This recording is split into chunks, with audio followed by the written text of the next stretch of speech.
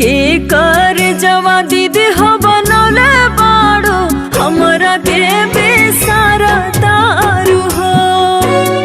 कथी के कर जवा दीदी हो बनौले बाड़ो हमरा के बेसारा तारू हो। कुस के चाटैया बहिन हो बैठल बानी तोहरा के बैठवल बानी हो। कुस के चाटैया बहिन हो बैठल बानी तोहरा के बैठवल बानी हो। पाथर के कर जवा बहिन हो बनौले बानी तोहरा के बिसरावतानी हो। पाथर के कर जवा बहिन हो बनौले बानी तोहरा के बिसरावतानी हो।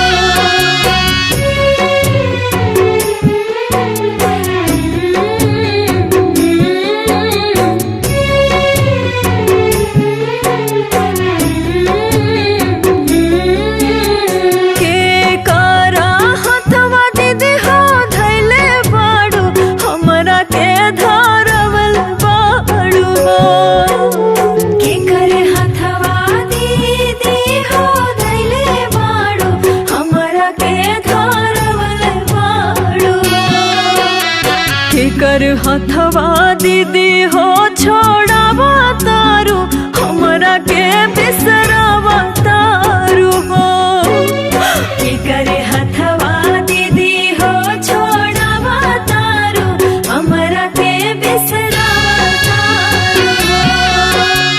दुल्हा के हथवा बहिन हो धैले बानी तोहरा के धरवल बानी हो।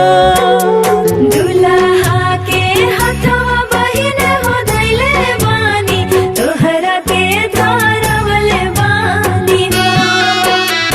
अपन हथवा बहिन हो छोड़ावा तानी तोहरा के बिसरावा तानी हो।